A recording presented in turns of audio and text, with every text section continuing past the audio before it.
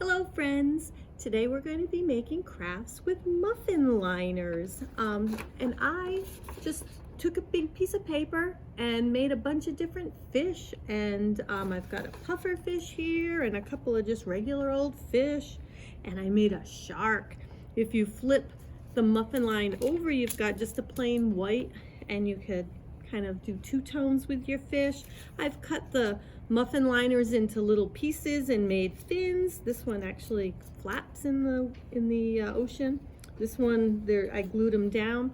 For the puffer fish, I just took a muffin liner and cut little V's all around, little triangles out of the muffin liner, if you can see that.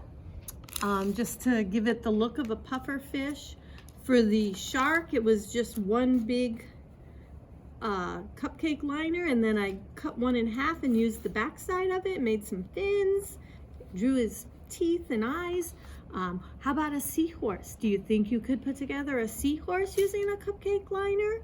Or maybe a whale? I'd love to see your projects, so why don't you take a picture and add them to our Facebook page.